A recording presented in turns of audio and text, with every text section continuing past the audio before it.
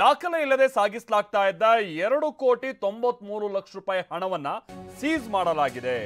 2.93 ಕೋಟಿ. ಬೆಂಗಳೂರಿನ ಹೆಬ್ಬಗೋಡಿಯ ಖಾಸಗಿ ಹೋಟೆಲ್ ಬಳಿ ಹಣವನ್ನ ಸೀಸ್ ಮಾಡಲಾಗಿದೆ. ಹೆಬ್ಬಗೋಡಿ ಪೊಲೀಸರು ಗಸ್ತು ತಿರುಗ್ತಾ ಇದ್ದ ವೇಳೆ ಪರಿಶೀಲನೆ ಮಾಡಿದ್ದಾರೆ. ಬಟ್ ಇಲ್ಲಿ ವಿಚಾರ ಅಂತ ಅಂದ್ರೆ ಇದು ಸಿಎಂಎಸ್ ಏಜೆನ್ಸಿಗೆ ಸೇರಿದಂತ ಒಂದು ವಾಹನದಲ್ಲಿದ್ದಂತ ಹಣ, ಅಂದ್ರೆ ಈ ಸೆಕ್ಯೂರಿಟಿ ಗಾರ್ಡ್ ಇಲ್ಲದೆ ಇದ್ದಂತ ಒಂದು ಸಿಎಂಎಸ್ ಏಜೆನ್ಸಿ ನಿಮ್ಗೆ ಗೊತ್ತಿರ್ಬೋದು. ಈ ಬಹಳಷ್ಟು ಈ ಬ್ಯಾಂಕ್ಗಳಿಗೆ ಸಂಬಂಧಪಟ್ಟಂಗೆ ಈ ಹಣವನ್ನೆಲ್ಲ ATMಗೆಲ್ಲ ಸಾಗಿಸುವಂತ ಸಂದರ್ಭದಲ್ಲಿ ಇಂಥ ಕೆಲ ಏಜೆನ್ಸಿಗಳಿದೆ, ಅಂತ ಏಜೆನ್ಸಿಗಳನ್ನ ಬಳಸ್ಕೊಳ್ತಾರೆ. ಬಟ್ ನೀವು ಏನೇ ಹಣ ತೆಗೆದುಕೊಂಡು ಹೋಗ್ತಾ ಇದ್ದೀರಾ ಅಂತ ಒಂದು ಸೆಕ್ಯೂರಿಟಿ ಗಾರ್ಡ್ ಇರಬೇಕು, ಅದಕ್ಕೆ ದಾಖಲೆ ಇರಬೇಕು. ಎಲ್ಲಿಂದ ಇದು ಎಲ್ಲಿಗೆ ತಗೊಂಡು ಹೋಗ್ತಾ ಇದೀವಿ, ಯಾವ ATMಗೆ ತಗೊಂತಿದೀವಿ ಅಥವಾ ಯಾವ ಬ್ಯಾಂಕಿಗೆ ತೆಗೆದುಕೊಂಡು ಹೋಗ್ತಾ ಇದೀವಿ, ಇದೆಲ್ಲ ಒಂದು ಮಾಹಿತಿ ಬೇಕಲ್ವಾ? ಏನೂ ಇಲ್ಲ ಅಂತೆ. ಸೆಕ್ಯೂರಿಟಿ ಗಾರ್ಡ್ ಇರಲಿಲ್ಲ ಆ ವಾಹನದ ಜೊತೆ. Security guard must and should ಇರ್ತಾರೆ. ನೀವು ನೋಡ್ಬೋದು ಈ ತರದ ಸೆಕ್ಯೂರಿಟಿ ಏಜೆನ್ಸಿಗಳ ವೆಹಿಕಲ್ ನಲ್ಲಿ ಹಿಂದಕ್ಕೊಬ್ರು ಗನ್ ಹಿಡ್ಕೊಂಡೊಬ್ರು ಕೂತಿರ್ತಾರೆ. ಟ್ರಂಕ್ ಇಳಿಸ್ಬೇಕು. ತಾಯಿಯಾಗಲು ಪ್ರಯತ್ನಿಸಿ ವಿಫಲರಾಗ್ತಿದ್ದೀರಾ? ನೋವ IVFನ ನುರಿತ ಫಲವತ್ತತೆ ತಜ್ಞರನ್ನ ಭೇಟಿಯಾಗಿ ಉಚಿತ ಸಮಾಲೋಚನೆಯನ್ನ ಪಡೆಯಿರಿ. ಸಂದರ್ಭದಲ್ಲೂ ಕೂಡ ಅವರು ಆ ಟ್ರಂಕಿನ ಜೊತೆಗೆ ಇರ್ತಾರೆ. ಇಲ್ಲಿ ನೋಡಿದ್ರೆ ಆ ಥರದ್ದು ಏನೂ ಇಲ್ಲ. ಆಮೇಲೆ ಬಹಳ ಸಂದರ್ಭದಲ್ಲಿ ಗೊತ್ತಿಲ್ಲ ಇದು ಅವ್ರದ್ದು ಸಿಸ್ಟಮ್ ಬದಲಾಗಿದೆಯೋ ಅಥವಾ ಇದು ಕೂಡ ಅವ್ರ ಸಿಸ್ಟಮ್ನ ಒಂದು ಭಾಗನೋ.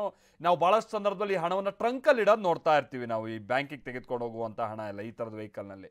ಇಲ್ಲಿ ನೋಡಿದ್ರೆ ಬ್ಯಾಗ್ಗಳಲ್ಲಿ ಇಟ್ಟಿದ್ರಂತೆ. ಹಾಗಾಗಿ ಅನುಮಾನ ಬಂದಿದೆ. ಸದ್ಯ ಹೆಬ್ಬಗೋಡಿ ಪೊಲೀಸರ ಸುಪರ್ದಿಯಲ್ಲಿ ಹಣ ಇದೆ. ಚುನಾವಣಾ ಆಯೋಗ ಮತ್ತು IT ಅಧಿಕಾರಿಗಳಿಗೆ ಇದಕ್ಕೆ ಸಂಬಂಧಪಟ್ಟಂಗೆ ಮಾಹಿತಿಯನ್ನು ಕೊಡಲಾಗಿದೆ. ಈಗ ಆ್ಯಂಬುಲೆನ್ಸಲ್ಲಿ ಹಣ ಸಾಗಿಸೋದು, ಆಮೇಲೆ ಪೊಲೀಸ್ ವಾಹನ ಥರ ಮಾಡ್ಕೊಂಡು ಹಣ ಸಾಗಿಸೋದು, ಇದೆಲ್ಲ ಹಿಂದೆ ಎಲ್ಲ ನಾವು ನೋಡಿದ್ದೀವಿ. ಹೀಗಾಗಿ ಈ ಥರದ CMS ಏಜೆನ್ಸಿನೋ ಅಥವಾ ಮತ್ತೊಂದು ಸೆಕ್ಯೂರಿಟಿ ಏಜೆನ್ಸಿಯ ನಕಲು ಮಾಡಿ ಹಣ ಸಾಗಿಸೋದೇನು ದೊಡ್ಡ ವಿಷಯ ಅಲ್ಲ. ಬಟ್ ಇಲ್ಲಿ ಏನಾಗಿದೆ ಅನ್ನೋದು ಗೊತ್ತಿಲ್ಲ. ಇವರೇ ಅದನ್ನು ತೆಗೆದುಕೊಂಡು ಹೋಗ್ತಾ ಇದ್ರು ದಾಖಲೆಯಲ್ಲಿ, ಸೆಕ್ಯೂರಿಟಿ ಗಾರ್ಡಲ್ಲಿ, ಅಥವಾ ಏನಾದ್ರು ಗೋಲ್ಮಾಲ್ ಆಗ್ತಾ ಇದೆಯೋ ಅದು ಗೊತ್ತಾಗಬೇಕಾಗಿರುವ ಸಂಗತಿ. ರಾಮ್ ನಮ್ಗೆ ಇದಕ್ಕೆ ಸಂಬಂಧಪಟ್ಟಂಗೆ ಮತ್ತಷ್ಟು ಡೀಟೇಲ್ಸ್ ಕೊಡ್ತಾರೆ. ರಾಮ್, ಏನು ಹೇಳ್ತಾ ಇದ್ದಾರಂತೆ ರಾಮ್ ಈಗ ಈ ಏಜೆನ್ಸಿಗೆ ಸಂಬಂಧಪಟ್ಟಂಗೆ? ಹೌದು ಮಂತೇಶ್, ಏನು ದಾಖಲೆ ಇಲ್ಲದೆ ಸಾಗಿಸ್ತಿದ್ದ 2,93,00,000 ಹಣವನ್ನು ಬೆಂಗಳೂರು ಹೊರವಲಯದ ಹೆಬ್ಬಗೋಡಿ ಪೊಲೀಸರು ಈಗ ಹಣವನ್ನ ಸೀಸ್ ಮಾಡಿರುವಂತದ್ದು. ಅಂದ್ರೆ ಏನು ಸೆಕ್ಯೂರಿಟಿ ಗಾರ್ಡ್ ಇದ್ರು ಸಹ ಬಂದೂಕು ಸಹ ಇರಲಿಲ್ಲ. ಆಮೇಲೆ ATMಗೆ ಫಿಲ್ ಮಾಡ್ಬೇಕಾಗಿರೋ ಹಣ ಒಂದು ಖಾಸಗಿ ಹೋಟೆಲ್ ಮುಂದೆ ನಿಂತಿರುವಂತ ಈ CMS ಏಜೆನ್ಸಿಯ ವಾಹನ ಒಂದು ಖಾಸಗಿ ಹೋಟೆಲ್ ಮುಂದೆ ನಿಂತಿರ್ತದೆ. ಇದೇ ಸಮಯದಲ್ಲಿ ಹೆಬ್ಬಗೋಡಿ ಪೊಲೀಸರು ಗಸ್ತಿರುವ ವೇಳೆಯಲ್ಲಿ ATM ಮುಂದೆ ಇರಬೇಕಾದಂತ ಗಾಡಿ ಈ ಹೋಟೆಲ್ ಮುಂದೆ ಹಿಂಗ್ ನಿಂತಿರೋ ಕಾರಣಕ್ಕೋಸ್ಕರ ಆ ಗಾಡಿನ ಚೆಕ್ ಮಾಡ್ತಾರೆ. ಇದೇ ಸಂದರ್ಭದಲ್ಲಿ ಆ ಗಾಡಿಯಲ್ಲಿ ಸುಮಾರು 2,93,00,000 ಹಣವನ್ನ ಬ್ಯಾಗ್ ನಲ್ಲಿ ಇಟ್ಟಿರ್ತಾರೆ.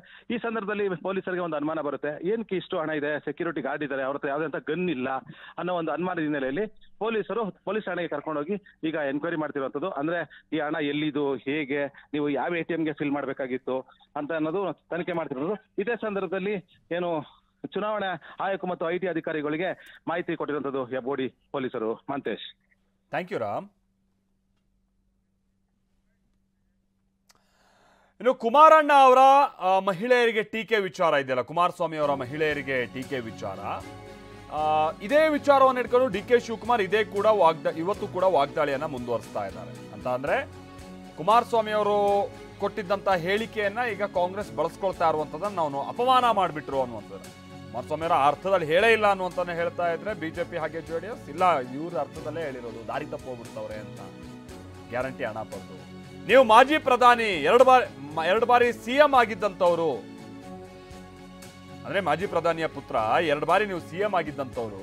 ಕುಮಾರಸ್ವಾಮಿ ನಿಮ್ ಪಕ್ಷ ಮಾರ್ಕೊಂಡಿದ್ದೀರಿ, ನನಗೆ ಗೊತ್ತಿಲ್ಲ ಮುಂದೆ ಏನಾಗುತ್ತೆ ಅನ್ನುವಂತ ನನ್ಗೆ ಗೊತ್ತಿಲ್ಲ, ಆದ್ರೆ ಮಹಿಳೆಯರಿಗೆ ನೀವು ಅವಮಾನ ಮಾಡಿದ್ದೀರಾ, ನಿಮ್ಮ ಮಾತಿನಿಂದ ಜನ ರೊಚ್ಚಿಗೆದ್ದಿದ್ದಾರೆ ಅಂತೆಲ್ಲ DK ಶಿವಕುಮಾರ್ ಇವತ್ತು ವಾಗ್ದಾಳಿಯನ್ನ ನಡೆಸಿದ್ದಾರೆ.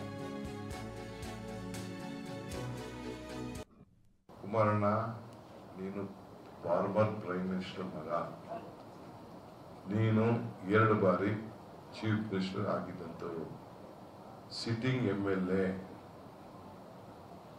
ಮಾಜಿ MP, ನಿಮ್ಮ ಮನೆಯಲ್ಲಿ MSCಗಳಿದ್ದಾರೆ, MP ಗಳಿದ್ದಾರೆ, ನಿಮ್ದೊಂದು ಪಕ್ಷ ಇದೆ.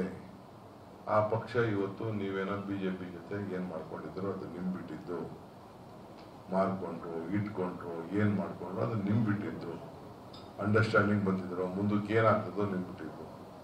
ಇವತ್ತು ನಾವು ಗ್ಯಾರಂಟಿಯಿಂದ ಆ ಹೆಣ್ಮಕ್ಳು ದಾರಿ ತಪ್ತಾ ಇದ್ದಾರೆ ಅಂತ ಹೇಳ್ತಿರಲ್ಲ, ನಮ್ಮ ಹಳ್ಳಿಲಿ ಏನಂತ ಅರ್ಥ? ನನಗೆ ನೋವಾಯಿತು ಅಂತ ನಿನ್ನೆ ಹೇಳಿದ್ರೆ ಹೆಣ್ಮಕ್ಳು ಅವರ ಆಕ್ರೋಶನ ಇಡೀ ರಾಜ್ಯದ ಉದ್ದಕ್ಕೂ ಕೂಡ ಅವ್ರು ವ್ಯಕ್ತಪಡಿಸ್ತಾ ಇದ್ದಾರೆ. ನಾನು ಕ್ಷಮಾಪಣೆ ಕೇಳ್ತೀನಿ, ಮನಸ್ಸಿಗೆ ನೋವಾಗ್ಬಿಟ್ಟಿದ್ರೆ ಕಾಂಗ್ರೆಸ್ಗೆ ಅಂತ. ಕಾಂಗ್ರೆಸ್ಗಲ್ಲ, ಇಡೀ ಮನುಕುಲಕ್ಕೆ, ಹೆಣ್ಮಕ್ಳಿಗೆ ಅಲ್ಲ, ಎಲ್ಲರಿಗೂ ಕೂಡ ಇಂಥ ಮಾತುಗಳಿಂದ, ಇಂಥ ಉಡಾಫೆ ಮಾತುಗಳಿಂದ ಜನ ರೊಚ್ಚಿಗೆದ್ದಿದ್ದಾರೆ. ಕುಮಾರಣ್ಣ, ನೀನು ಫಾರ್ಮರ್ ಪ್ರೈಮ್ ಮಿನಿಸ್ಟರ್ ಮಗ, ನೀನು 2 ಬಾರಿ ಚೀಫ್ ಮಿನಿಸ್ಟರ್ ಆಗಿದ್ದಂಥವ್ರು, ಸಿಟ್ಟಿಂಗ್ MLA, ಮಾಜಿ MP,